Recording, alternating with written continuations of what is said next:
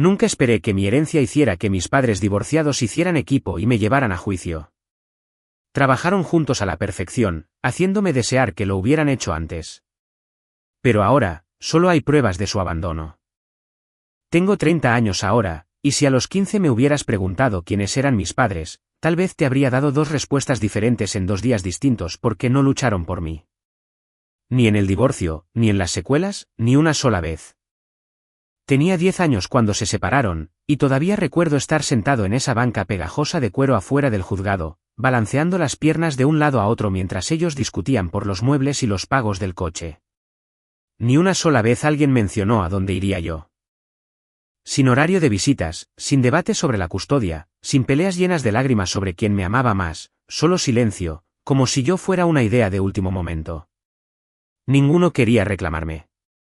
El juez eventualmente tuvo que preguntar, detuvo literalmente el proceso y preguntó, ¿quién se quedará con la custodia del niño? Mi papá miró a mi mamá. Ella lo miró a él. Y luego, con la voz más casual que he escuchado en mi vida, mi mamá se encogió de hombros y dijo, probablemente esté mejor con tu hermana. Ella es estable. Esa fue la primera vez que me di cuenta de que yo era opcional. Mi tía Margarita, que Dios la bendiga, me acogió sin pensarlo 2 veces. No era rica, ni mucho menos, pero me dio una habitación, comidas calientes y el tipo de consistencia que mis padres ni siquiera podían fingir. La tía Margarita fue la que se sentó en cada reunión de padres de familia, la que estuvo aplaudiendo en la última fila en mi graduación de preparatoria, la que en silencio me entregó una caja de pañuelos cuando no entré a la universidad de mi primera opción. Nunca intentó jugar el papel de mamá, simplemente estuvo ahí. Y después de un tiempo, dejé de mirar hacia la puerta, esperando que alguien más lo hiciera. Ojalá pudiera decir que mis padres simplemente se alejaron poco a poco después de eso. Pero alejarse poco a poco implica cierta suavidad. Lo que pasó fue más bien como un apagón total. Sin llamadas en mis cumpleaños, sin tarjetas en Navidad, sin mensajes incómodos para saber cómo estaban y disculpas a medias, simplemente nada. Mi papá se mudó a otro estado en menos de 6 meses, se volvió a casar con una mujer con 2 hijas y actuó como si hubiera nacido en una familia ya hecha. Mi mamá flotaba por ahí, nuevos novios, nuevos trabajos, nuevas versiones de sí misma que nunca duraban más de 1 año. De vez en cuando, me llegaba una solicitud de amistad suya en alguna nueva cuenta de redes sociales, usualmente seguida de un comentario en alguna de mis fotos, como, «Te pareces igualito a tu tío». Como si eso contara como crianza. Aprendí a dejar de esperar que les importara. Y no es resentimiento el que habla, son solo matemáticas, si alguien desaparece de tu vida el tiempo suficiente, dejas de notar su ausencia. Construyes una vida alrededor del vacío. Y eso fue lo que hice. Entré a una universidad pública con una beca, trabajé en 2 empleos de medio tiempo y eventualmente logré entrar a una buena universidad. Estudié finanzas, fui pasante en una pequeña firma de inversiones y fui ascendiendo, del chico que imprime los reportes, al que realmente toma las decisiones. No era glamoroso, pero era mío. Hice una vida de las sobras que dejaron atrás. No los necesitaba. Pero aquí es donde las cosas se ponen raras. Hace 1 año, mi abuelo, el papá de mi papá, falleció. No éramos muy unidos, pero nos manteníamos en contacto. Me llamaba en mi cumpleaños y me enviaba esas rígidas tarjetas de felicitación con un cheque de 1,000 pesos adentro. De vez en cuando, nos reuníamos a comer. Era rudo, anticuado y decía la gente de las computadoras como si fuera una especie distinta, pero ni una sola vez olvidó que yo existía. Siempre supuse que su dinero iría a mi papá, o tal vez a mi tío que vivía cerca y le ayudaba con los mandados. Pero cuando el abogado me llamó para la lectura del testamento, descubrí algo que me dejó sin aliento. Me lo dejó todo a mí. Todo. La casa, los ahorros, las cuentas de inversión, la propiedad frente al lago en Valle de Bravo que ni siquiera sabía que existía. Después de impuestos, sumaba poco menos de 22 millones de pesos. El testamento era irrefutable. Su abogado se aseguró de ello. No había vacíos legales, ni cláusulas, ni ninguna estipulación de compartir con la familia. Solo mi nombre, único beneficiario. Me quedé ahí sentado, parpadeando ante los papeles, sin saber siquiera cómo reaccionar. No estaba acostumbrado a ser elegido. Debí haber sabido que esa cantidad de dinero no pasaría desapercibida por mucho tiempo. La primera llamada fue de la nueva esposa de mi papá, Leticia. Habíamos hablado quizás 2 veces en toda mi vida. Ambas veces dolorosamente incómodas, con ella actuando como si yo fuera un primo lejano al que no lograba ubicar. Esta vez, sin embargo, su voz era empalagosa y dulce. Alejandro, ay, cariño, acabo de escuchar la noticia. ¿No es maravilloso? Tu abuelo siempre te quiso tanto. Recuerdo haber hecho una pausa por un segundo. Gracias. Sí, fue inesperado. Bueno, dijo con una risita, estoy segura de que ya estás pensando en cómo cuidar a tu familia con esta bendición. Tu padre ha estado batallando desde los despidos y las niñas están por empezar la universidad pronto. Ya sabes lo caro que es eso. No dije nada. Solo me quedé mirando el teléfono como si le hubieran salido dientes. Ella continuó, sin desanimarse, de todos modos, tu papá es muy orgulloso para pedirlo, pero pensé en acercarme yo. Incluso una pequeña mensualidad significaría el mundo para nosotros. Tal vez unos 40,000 o 50,000 pesos. Podrías programarlo por SPI. Lo que te sea más fácil. Creo que de hecho me reí. No porque fuera gracioso, sino porque era surrealista. No había sabido nada de mi papá en más de una década. Ni un mensaje de texto de cumpleaños, ni una tarjeta de graduación, ni siquiera un buena suerte cuando me mudé de ciudad, y ahora se suponía que iba a patrocinar su casa. Lo siento, dije finalmente, no me siento cómodo con eso. Hubo una pausa. Luego, el tono dulce desapareció como si se lo hubieran arrancado. Siempre has sido un egoísta, Alejandro. Eso me caló un poco, pero no respondí. Simplemente colgué. 2 días después, mi papá me llamó en persona. Era la primera vez desde que yo tenía 12 años. Sin saludos. Fue directo al grano. Así que, ¿qué es eso que escucho sobre tu herencia? Fui breve, el abuelo me la dejó a mí. ¿Toda? Sí, suspiró. Sabes que eso no es justo. Tal vez no, le dije, pero es legal. ¿Crees que esto compensa todo? ¿Crees que el dinero borra el hecho de que abandonaste a tu familia? Esa me dejó helado. ¿Yo los abandoné? Ustedes me cortaron. Nunca me buscaron. Nunca intentaron ser parte de mi vida después del divorcio, parpadeé, atónito. Yo tenía 10 años. No dijo nada por un segundo. Luego, como si no me hubiera escuchado, simplemente siguió, y ahora estás sentado sobre una fortuna mientras nosotros nos ahogamos. Podrías ayudar, pero no lo harás porque eres un rencoroso. Colgué. La cosa no paró ahí. Mi mamá se enteró una semana después, probablemente por algún primo con el que todavía hablaba. Su enfoque fue diferente. No me pidió dinero directamente.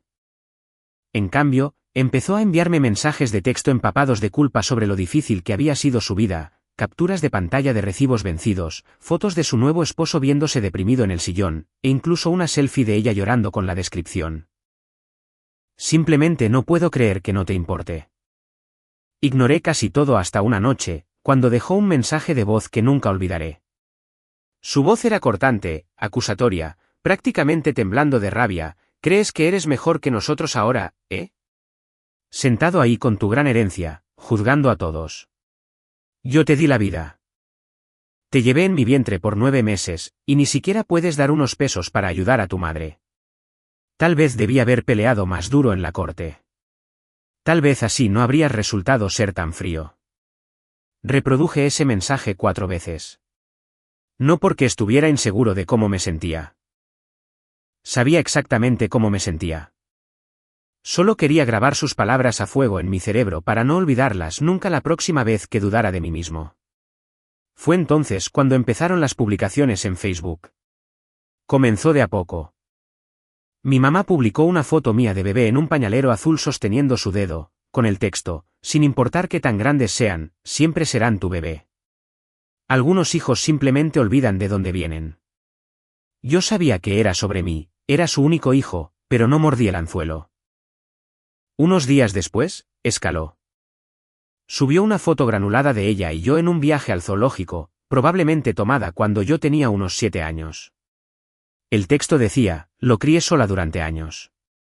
Sacrifiqué todo. Algunas personas olvidan todo lo que hiciste por ellas en el segundo en que consiguen dinero. Simplemente triste. Esa publicación ganó tracción. Familiares empezaron a comentar. Primos lejanos, viejos amigos de la familia, personas que no me habían visto en una década. Siempre fuiste tan buena mamá. Eventualmente recapacitará. Todos lo hacen. Los chicos de hoy no conocen la gratitud. Vi cómo se desenvolvía todo como un accidente automovilístico en cámara lenta. Mi teléfono vibraba sin parar, solicitudes de amistad, mensajes directos de personas preguntando si realmente yo era el que había heredado todo ese dinero. Una mujer, una vieja amiga de mi mamá a la que no veía desde que yo tenía 9 años, me pasó su clave interbancaria y me dijo que estaba juntando dinero para comprar un coche nuevo. Sin contexto. Sin vergüenza. Luego vinieron mis medias hermanas. Nunca las había conocido. Mi papá se volvió a casar cuando yo tenía 11 años, y nunca fui invitado a la boda.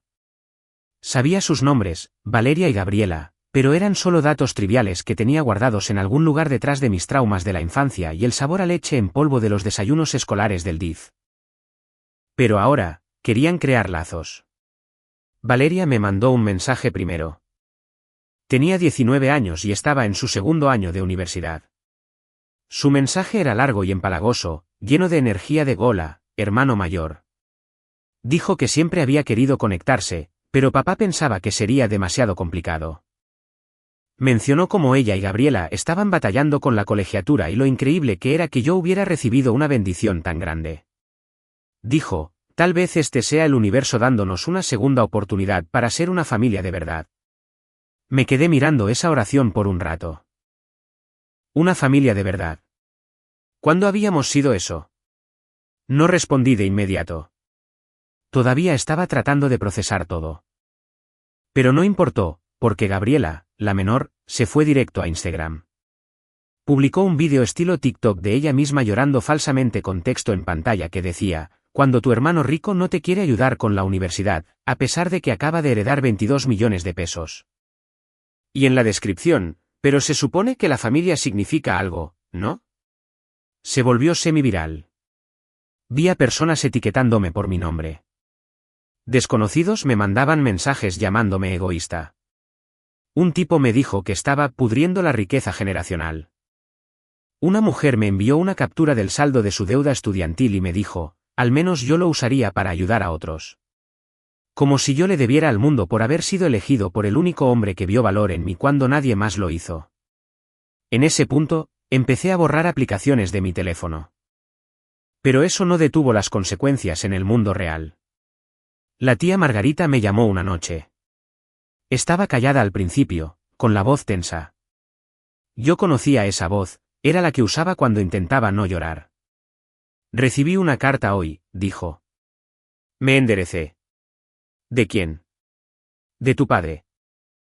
La mandó por correo certificado. Dice que quiere impugnar el testamento. El estómago se me cayó. No puede. Es legalmente sólido. Ella suspiró.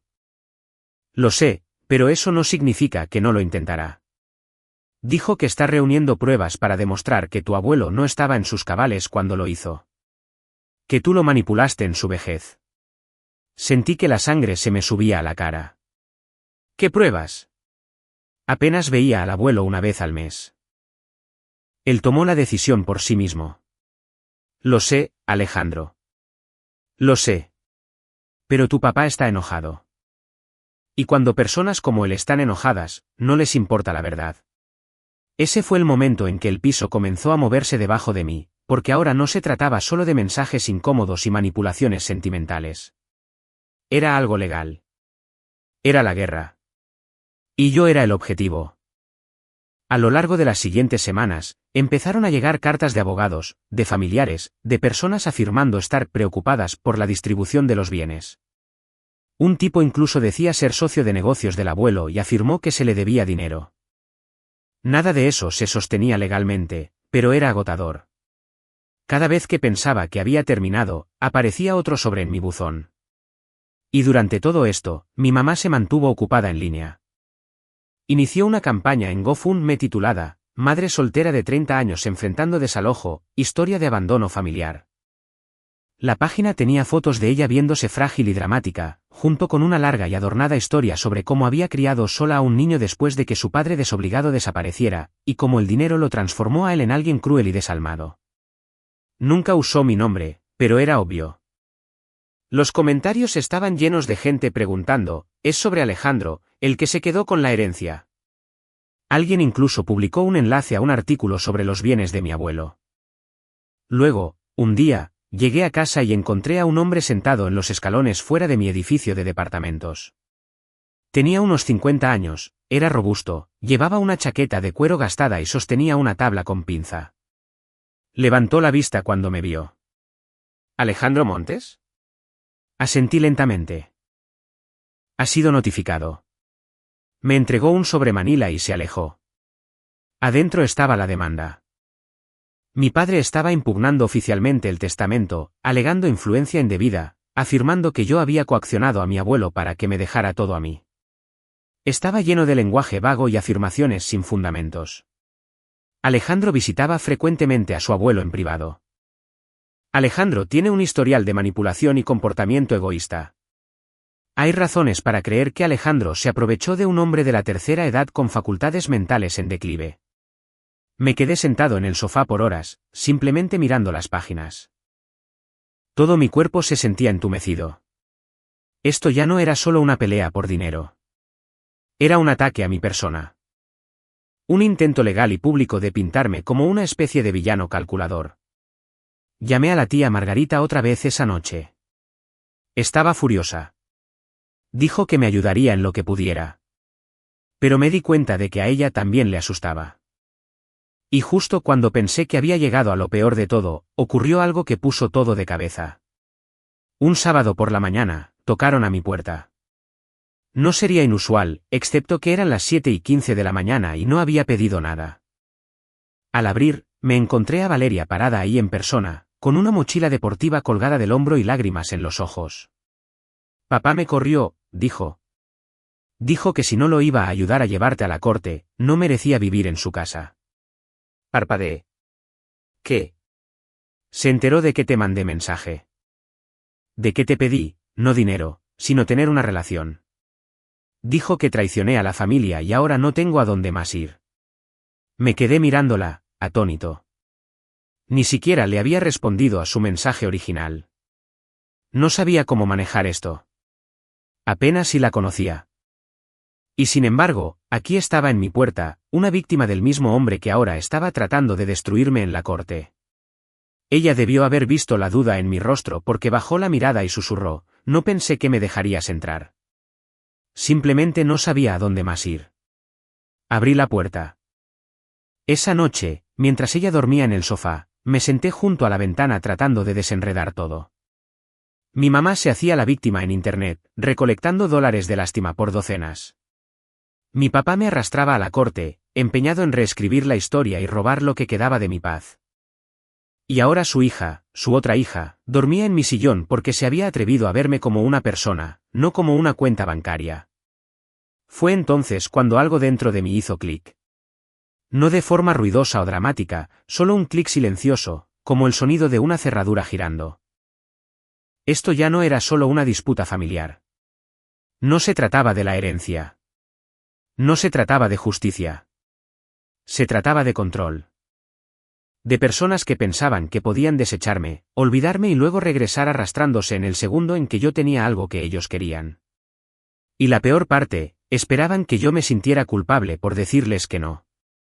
Bueno, ya estaba harto de sentirme culpable.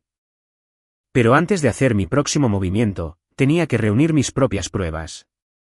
Y una vez que las tuve, supe exactamente cómo contraatacaría.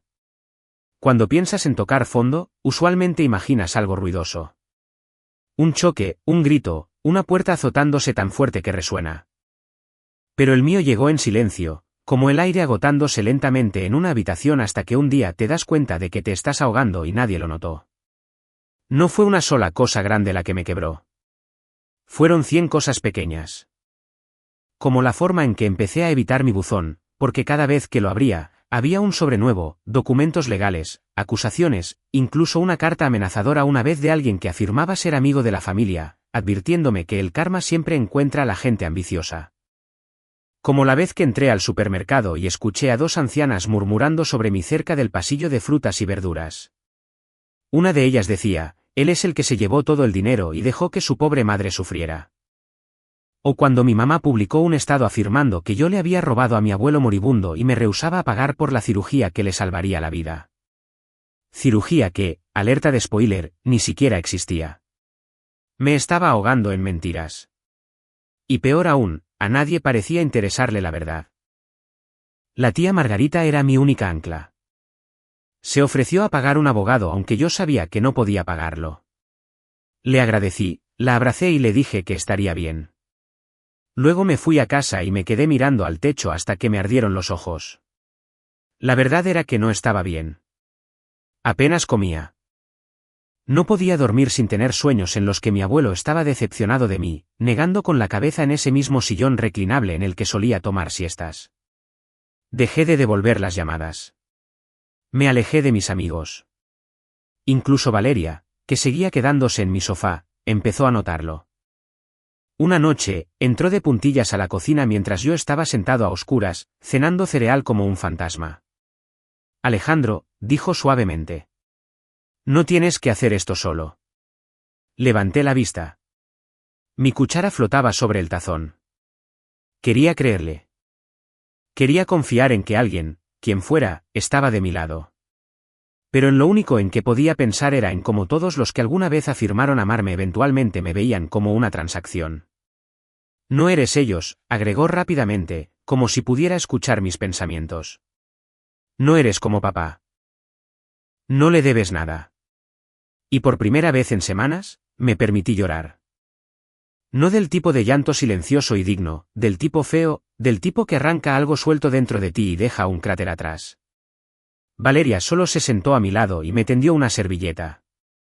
Ese fue el punto de inflexión. No la venganza, no la estrategia legal, no el contraataque.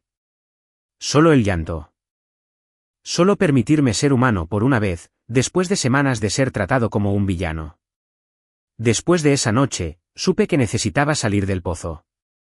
No por ellos. Ni siquiera para demostrar algo, sino porque no podía seguir viviendo como si todavía tuviera 10 años, esperando a que las personas que no me querían finalmente me quisieran. Lo primero que hice fue buscar un terapeuta. Al principio se sentía raro contarle a un extraño toda la disfunción de mi familia, pero con el tiempo esas sesiones se convirtieron en salvavidas. Hablamos sobre el duelo, sobre el abandono, sobre cómo había cargado con el peso de no ser deseado durante tanto tiempo. Se sentía tan normal, como si yo no mereciera cosas buenas a menos que estuviera dispuesto a sangrar por ellas. Ella me ayudó a ver cómo seguía intentando ganar el amor de personas que lo trataban como un premio por el que tenía que rogar. No tienes que prenderte fuego para mantener a otras personas calientes, me dijo una vez. Esa frase se me quedó grabada. Lo segundo que hice fue empezar a escribir. Nada lujoso, solo un diario que guardaba en mi buró. Cada noche, escribía una cosa por la que estaba agradecido, aunque fuera pequeña. Valeria lavó los platos hoy. No recibí otra carta amenazadora. El atardecer se veía lindo a través de las persianas. Parecía tonto al principio, pero después de un tiempo, empecé a notar todo lo que había estado ignorando en medio del caos. También volví a trabajar. No solo a cumplir por cumplir, sino a trabajar de verdad. Me volqué en hojas de cálculo, modelos de proyección y presentaciones para clientes. Era algo que podía controlar, algo que tenía reglas, a diferencia del desastre que dejó mi familia. Irónicamente, ese enfoque fue notado. Un socio senior me apartó una tarde y me dijo, «Has estado diferente últimamente.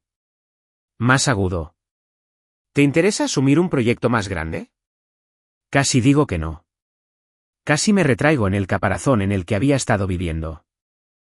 Pero luego pensé en todo a lo que había sobrevivido, el silencio, las demandas, el gaslighting. Y dije que sí.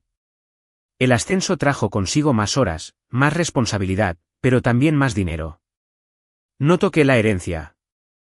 Se quedó en una cuenta separada, intacta, mientras yo me reconstruía a mí mismo con mi propio esfuerzo, mis propias victorias, mi propio sudor. Mientras tanto, Valeria y yo comenzamos a hablar. Hablar de verdad. No sobre dinero o demandas o el desastre que había creado nuestro padre, sino sobre nuestras vidas. Me contó lo aislada que se sintió mientras crecía. Como su casa era como un museo donde tenía que caminar de puntillas. Como su mamá le dijo una vez que la lealtad importaba más que la verdad. Como siempre supo de mí, pero le habían dicho que yo había abandonado a la familia por dinero y rencor. Pero eso nunca tuvo sentido, dijo una noche. Era solo un niño cuando todo pasó. Los niños no abandonan a sus familias. Las familias los abandonan a ellos. Me golpeó como un ladrillo, porque no solo estaba hablando de mí. También estaba hablando de sí misma. La ayudé a inscribirse en una universidad pública cercana. Consiguió un trabajo de medio tiempo en una librería, empezó a hacer amigos. Lentamente, comenzó a encontrar su propio ritmo, y me di cuenta de que ya no solo estábamos sobreviviendo. Estábamos reconstruyendo, en silencio, ladrillo a ladrillo. Pero la paz no duró mucho. Una mañana, recibí un correo electrónico de mi abogado con un asunto que hizo que el estómago me diera vueltas, nueva evidencia presentada en el caso de la herencia. Lo abrí. Adentro había un archivo PDF adjunto. Lo descargué esperando más de las mismas acusaciones infundadas. Pero lo que vi me dejó helado. Era un intercambio de correos electrónicos entre mi papá y mi mamá. Fechados 3 semanas antes de que mi abuelo falleciera. Estaban planeando repartirse la herencia. Los mensajes eran casuales, familiares. Como si esta no fuera la primera vez que conspiraban juntos. Papá, sigue sin actualizar el testamento, pero está viejo y confundido. Sabes que Alejandro ni siquiera sabrá qué hacer con eso. Mamá, solo sigue presionando. Recuérdale cómo prometió ayudarte cuando se jubilara. Juega la carta de la lástima. Yo hablaré con Margarita. A ver si puede convencerlo de agregar algo para mí también. Papá, una vez que se resuelva, lo dividimos. 60/40. Yo estoy haciendo la mayor parte del trabajo pesado aquí. Mamá, 50/50. No seas avaricioso. Me sentí enfermo, como si la habitación se inclinara debajo de mí. Nunca habían sido cercanos. Apenas habían cruzado palabra desde el divorcio. Pero aparentemente, cuando había dinero de por medio, los viejos enemigos se volvían aliados. Y de repente, todo tuvo sentido. La presión coordinada, la manipulación emocional, las mentiras, la campaña de desprestigio. Esto no era desesperación. Esto era estrategia. Pensaron que el abuelo cedería ante la culpa y que finalmente cobrarían después de años de negligencia. Pero no lo hizo. Me eligió a mí. Y ahora me estaban castigando por ello. Le envié los correos a mi abogado. Estaba pasmado. Esto es enorme. Podemos usar esto. Y sabía que lo haríamos. Pero también sabía algo más. Esto ya no se trataba solo de la corte. Esto era personal. Intentaron borrarme cuando era niño. Luego intentaron explotarme como adulto. Y cuando ambas cosas fallaron, vinieron por mi nombre, mi integridad, mi paz. Pero cometieron un error. Subestimaron en quién me había convertido cuando no tenía nada más que perder. Y si pensaban que podían conspirar en las sombras sin consecuencias, estaban a punto de descubrir exactamente qué tipo de hombre habían creado. Hay un momento en cada historia en el que la balanza se inclina, en el que la supervivencia se convierte en estrategia y las heridas se vuelven armas. Para mí, ese momento llegó sentado a solas en mi escritorio, releyendo la cadena de correos electrónicos entre mis padres. Dos personas que no se habían dirigido una palabra amable en más de 15 años, de pronto unidas para intentar robar lo que no era suyo. Esa traición no me golpeó como un puñetazo. Se hundió lentamente, como tinta esparciéndose en el papel. Y una vez que lo hizo, lo cambió todo. Por primera vez en mi vida, no estaba a la defensiva. No estaba esquivando chantajes emocionales ni temblando bajo el peso del silencio. Ahora tenía poder, evidencia, ventaja. Y no solo legalmente, sino emocionalmente. Porque esos correos no trataban solo sobre el testamento. Confirmaban lo que había pasado la mayor parte de mi vida intentando olvidar, que yo nunca fui más que una moneda de cambio para cualquiera de los dos. Que podían conspirar a mis espaldas mientras fingían que yo era el problema. Que su versión de familia siempre fue transaccional. No iba a dejar que reescribieran la historia y salieran limpios de esto. Pero tampoco iba a rebajarme a su nivel. Sin denuncias públicas, sin rabietas en redes sociales. Quería algo más silencioso, más inteligente, permanente. Quería un ajuste de cuentas tan exhaustivo que nunca volvieran a confundir mi amabilidad o mi silencio con debilidad. Así que empecé a planear. El primer paso fue legal. Le envié el hilo de correos a mi abogado, un tipo llamado Javier, que parecía que pertenecía a una portada de la revista GQ, pero hablaba como un profesor de matemáticas. Leyó los correos 2 veces, se recostó en su silla, entrelazó los dedos detrás de la cabeza y dijo, bueno, esto lo cambia todo. Javier se movió rápido. Presentó una respuesta formal a la demanda, adjuntando los correos y solicitando a la corte desestimar el caso basándose en la clara evidencia de mala fe y manipulación. También presentó una contrademanda por difamación y daño moral respaldada por capturas de pantalla de las publicaciones de Facebook, la campaña de desprestigio en TikTok y el GoFundMe, que había recaudado casi 200,000 pesos bajo una red de mentiras. La mejor parte, las donaciones eran rastreables. Nombres, montos, fechas. Algunas de ellas provenían de familiares extendidos que luego me habían enviado mensajes desagradables. Una vez que presentamos los documentos, supe que la siguiente audiencia sería un punto de inflexión. Pero no quería esperar a que la justicia viniera de un juzgado. Así que miré hacia adentro y comencé a armar mi caso fuera de las paredes legales. Contraté a un investigador privado. Su nombre era Gerardo, es militar, de voz suave, con el tipo de mirada que te hacía sentir como si ya supiera lo peor que hubieras hecho. Le entregué una carpeta con cada detalle conocido sobre mis padres, sus direcciones, asociados conocidos, negocios y, lo más importante, sus historiales financieros. Quería saberlo todo. ¿A quién le debían dinero? ¿Qué tipo de activos estaban escondiendo y si esta demanda realmente se trataba de justicia o solo de buena y vieja desesperación? Gerardo no decepcionó. En 2 semanas, tenía un expediente más grueso que mi anuario de la prepa. Mi papá había sacado 3 préstamos personales en los últimos 2 años, todos atados a una propiedad de inversión en Tulum que estaba fracasando. Uno de los préstamos estaba avalado por su esposa, Leticia, quien, según el investigador, había solicitado en secreto la separación 3 meses atrás.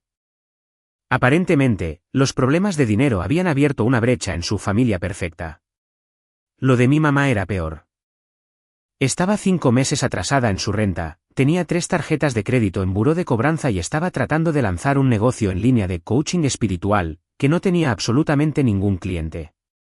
Su GoFundMe no se trataba de supervivencia. Se trataba de estilo de vida. Había estado gastando el dinero de las donaciones en tratamientos de spa y bolsas de diseñador, esperando reinventarse como una especie de gurú de la sanación mientras le decía a Internet que yo estaba dejando que se muriera de hambre. Era asqueroso, pero también útil. Recopilé todo en una línea de tiempo. Cada mentira, cada complot, cada retiro bancario. No planeaba usarlo todo. Aún no. Pero quería estar listo. Quería saber exactamente qué tan bajo estaban dispuestos a caer antes de que se dieran cuenta de que yo ya había dejado de intentar atraparlos. El siguiente paso era la familia. No mi familia, la de ellos. A lo largo de los años, me había distanciado de la mayor parte de mis parientes lejanos. No por malicia, sino por necesidad. Estaba cansado de fingir que teníamos algo en común más allá de compartir la sangre. Pero ahora, necesitaba que vieran la verdad. No la versión que mi mamá les alimentaba en publicaciones vagas o rumores murmurados, sino la pura verdad. Así que invité a algunos de ellos a almorzar. En silencio, por separado. No los embosqué. Solo les pedí un poco de su tiempo y les dije que quería explicar mi versión. Una de las primeras en aceptar fue mi tía Chelo, la hermana mayor de mi mamá. Se presentó a la cafetería usando unos lentes de sol enormes y una expresión a la defensiva. Yo sabía que ella había visto el GoFundMe. Sabía que probablemente lo creía al menos en parte, pero también sabía algo más: la tía Chelo siempre había odiado a los mentirosos. Deslicé una copia impresa del hilo de correos sobre la mesa. No dije nada. Ella la leyó 2 veces. Su rostro palideció. «Esto es real», susurró. Asentí. No necesité decir mucho más después de eso. Dejé que la verdad hiciera el trabajo pesado. Le mostré el rastro de las donaciones. Los mensajes que mi mamá me había mandado. Las fotos de su supuesto desalojo, que en realidad eran imágenes de stock descargadas de Google. Vi cómo la narrativa a la que ella se había aferrado comenzaba a fracturarse en su mente. «Necesitas mostrarle esto a la gente», dijo en voz baja. «Merecen saberlo». «Lo haré», le dije, pero aún no. Me reuní con otros también. El vecino de mi abuelo que me conocía desde que era niño. Mi primo Diego, que alguna vez había intentado mediar durante el conflicto. Incluso el tío Paco, que solía llamarme niño rico a mis espaldas. Uno por uno, les mostré la misma verdad. Y uno por uno, empezaron a cambiar de postura. No todos me creyeron de inmediato. Algunos pensaron que había falsificado los correos. Algunos aún creían que yo debería dejarlo pasar por el bien de la paz. Pero no discutí. Solo dejé que eligieran su bando en silencio. Porque cuando llegara el momento, quería saber exactamente con quién estaba lidiando. Mientras tanto, me enfoqué en mi propia vida. Me mudé de mi antiguo departamento, el de todos los malos recuerdos, y me fui a una pequeña casa con espacio para una oficina y una habitación de invitados, la cual Valeria rápidamente reclamó como suya. Cambié mi coche, finalmente retirando el viejo Honda que había manejado desde la universidad, y comencé a poner dinero hacia algo que nunca pensé que tendría, un futuro. No fui imprudente. La mayor parte de la herencia se mantuvo intacta. Pero por primera vez, me permití vivir. Dejé de hacerme pequeño para que otras personas estuvieran cómodas.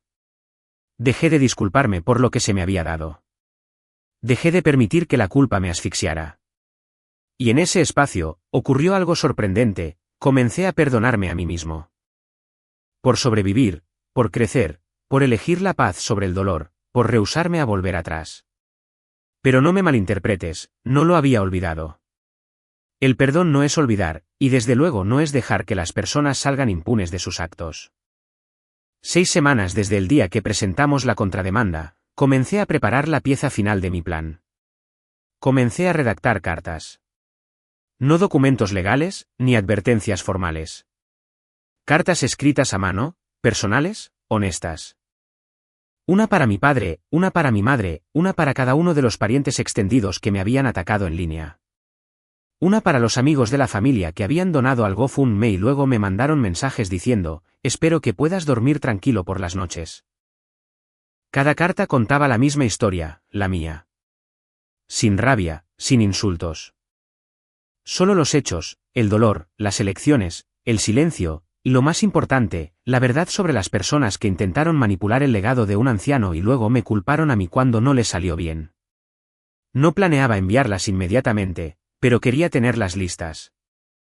Quería que estuvieran pulidas, porque cuando llegara el momento, cuando las puertas del tribunal se abrieran y las mentiras colapsaran bajo el peso de la verdad, quería que lo escucharan de mí. No de un abogado, no de un juez, del niño que abandonaron y del hombre en el que se convirtió. Pero quedaba una última pieza: Valeria. Había estado callada por un tiempo, manteniendo un perfil bajo, trabajando en sus turnos y estudiando duro. Pero yo me daba cuenta de que algo la estaba consumiendo. Una noche, la encontré sentada en la cocina con un cuaderno en blanco abierto frente a ella. «¿Qué pasa?», le pregunté. Levantó la mirada, con los ojos rojos. «¿Crees que estaría mal si testifico?», parpadeé. «¿Testificar en la corte? ¿Sobre papá? ¿Sobre cómo habla de ti? ¿Sobre cómo planeó todo esto?». Todavía tengo los mensajes de texto. Me senté frente a ella. «¿Harías eso?». Ella asintió. «Quiero hacerlo». Y así, la pieza final encajó en su lugar. Tenía los documentos, la línea de tiempo, el rastro de papel, el daño emocional, y ahora tenía un testigo. Uno que no podían desacreditar, uno que nunca vieron venir. Crucé la mano por encima de la mesa y le apreté la suya. Entonces, hagámoslo. Porque a veces la venganza no es ruidosa. A veces se construye lenta y cuidadosamente, con intención. A veces llega no con ira, sino con claridad. Y cuando finalmente se presenta, no necesita anunciarse. Simplemente entra por la puerta, tranquila e imparable. Y ese momento estaba más cerca de lo que ellos jamás esperaron. Estaba lloviendo la mañana de la audiencia. No era una tormenta, solo una llovizna suave y constante, de esas que hacen que el mundo parezca más suave de lo que es. Yo estaba parado frente al juzgado con el paraguas bajo el brazo, observando cómo el cielo gris desdibujaba los bordes afilados de los edificios a mi alrededor. Valeria estaba a mi lado, aferrando una pequeña bolsa de cuero. Adentro de ella estaban los mensajes de texto de nuestro padre, esos donde le decía, no hables con Alejandro. A él no le importa esta familia. Solo está sentado sobre un dinero que debió haber sido nuestro. Había páginas enteras de ellos. Crueles, calculadores, condenatorios. Ella se veía nerviosa, con la rodilla rebotando ligeramente mientras esperábamos. ¿Estás segura de que quieres hacer esto? Le pregunté. Ella no dudó. Nunca he estado más segura de nada. Caminamos por las puertas dobles lado a lado. Adentro, la sala olía a papel viejo y a brillantador de madera. Filas de bancas de madera bordeaban la parte trasera, ya ocupadas por un puñado de rostros familiares. La tía Margarita estaba sentada en silencio cerca del frente, sosteniendo un folder en el regazo. Detrás de ella, mi tío Paco, la tía Chelo, e incluso mi primo Diego. Todas eran personas que, hasta hace poco, habían creído las mentiras. Ahora estaban ahí para ver cómo se revelaba la verdad. Mi padre estaba sentado al otro lado del pasillo, con su abogado susurrándole al oído. Se veía cansado, no el tipo de cansancio que llega con la edad, sino el tipo de cansancio que llega cuando estás expuesto. No cruzó la mirada conmigo. Mi madre estaba en la segunda fila, detrás de su mesa. Llevaba un vestido negro, como si estuviera asistiendo a un funeral, con todo y una bufanda dramática y unos enormes lentes de sol. Era teatral, casi ridículo. Me pregunté si había ensayado sus expresiones frente al espejo esa mañana. El juez entró y la sala se puso de pie. No los guiaré por cada detalle legal. Hubo mociones, objeciones, declaraciones, pero ¿qué importa? Lo que realmente importa es el momento en que se presentaron los correos electrónicos. Javier, mi abogado, se puso de pie con una confianza calmada. Su señoría, dijo, colocando los correos impresos en la mesa de pruebas. Tenemos razones para creer que esta demanda no solo es infundada, sino fraudulenta en sus intenciones. Estas comunicaciones entre la parte demandante y un tercero demuestran claramente un intento premeditado de influir en el testamento del difunto para beneficio personal, seguido de una campaña coordinada para presionar a mi cliente posterior a los hechos. El juez arqueó una ceja, hojeando las páginas. ¿Su padre y su madre? Preguntó, dirigiendo la pregunta hacia mí. Asentí. Han estado trabajando juntos a mis espaldas durante meses. No solo trabajando juntos, añadió Javier. Planeando repartirse la herencia, desacreditar a mi cliente y manipular a la familia extendida para obtener apoyo financiero. También hemos presentado un archivo suplementario, un análisis de la recaudación pública de fondos vinculada a afirmaciones que se puede probar que son falsas. Ese era el GoFundMe. La sala se quedó paralizada. Mi madre se movió incómodamente, de repente, la bufanda parecía más bien una soga. El abogado de mi padre palideció. Luego, Valeria se puso de pie. Me gustaría testificar. El juez lo permitió. Ella subió al estrado y habló de forma clara, con calma. Les contó sobre la presión, las llamadas telefónicas, el enojo cuando ella se rehusó a mentir. Leyó los mensajes palabra por palabra. La sala no era muy grande, pero en ese momento, se sentía como si todo el mundo contuviera la respiración. Cuando terminó, el juez se inclinó hacia adelante, con los dedos entrelazados. ¿Cree usted que las intenciones de su padre al interponer esta demanda eran genuinas? No, dijo Valeria. Solo quería el dinero. Eso es todo lo que siempre fue. El juez asintió lentamente, luego se volvió hacia Javier. ¿Tiene alguna otra prueba que presentar? Javier sonrió.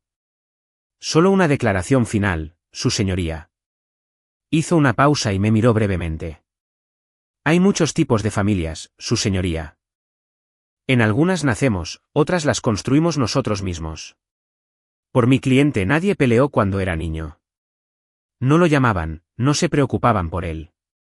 Y sin embargo, en el momento en que obtuvo algo de valor, fue rodeado por reclamos de amor, de obligaciones y culpa.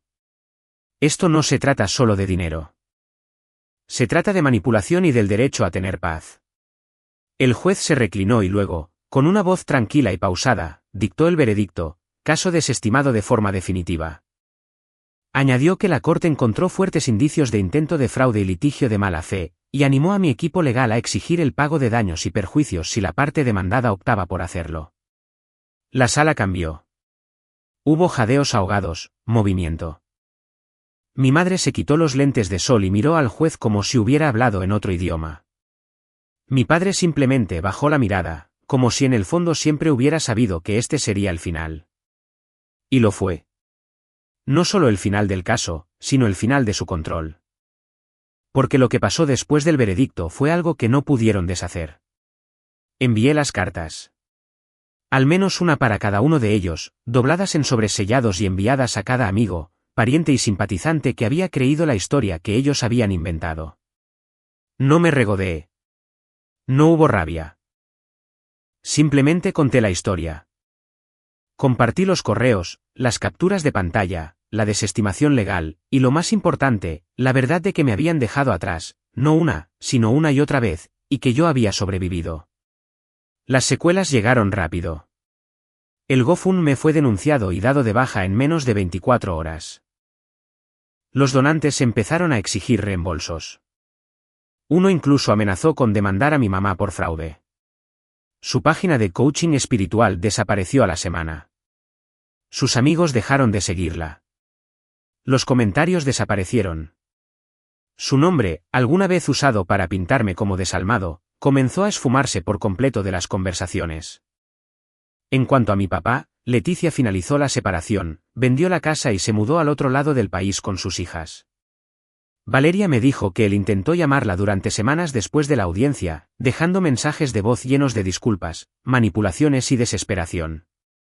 Ella nunca contestó. Se mudó a otro estado poco después. Se rumora que está rentando un cuarto en el sótano de alguien y trabajando a medio tiempo para una compañía de jardinería. ¿Y yo? Yo viví. No de forma extravagante, ni para demostrar un punto. Solo plenamente. Con honestidad. Pagué la hipoteca de la tía Margarita en secreto. Sin fanfarrias, sin anuncios. Solo una transferencia bancaria y una nota que decía, gracias por luchar por mí cuando nadie más lo hizo. Ella lloró cuando me llamó, y la dejé llorar. Por primera vez, las lágrimas no eran de dolor. Valeria terminó su carrera y consiguió trabajo en una editorial. Se mudó a su propio departamento la primavera pasada, pero todavía viene todos los domingos a cenar. Insiste en traer el postre. Siempre es demasiado, pero siempre el suficiente para recordarme que no estoy solo. Y la herencia sigue ahí. La mayor parte está intacta. Invertí algo, doné otro poco, pero nunca permití que me definiera. Porque mi abuelo no me dejó ese dinero para arreglar el pasado. Me lo dejó porque vio mi futuro. Porque creyó en mí cuando nadie más lo hizo.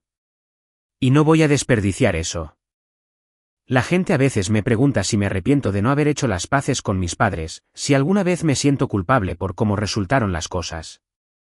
No lo hago, porque la paz no es fingir. No es el silencio. No es dejar que alguien te lastime solo porque comparten tu apellido. La paz es conocer la verdad. Y la mía es simple, me dejaron atrás, y yo seguí adelante. Solo al principio, pero nunca más.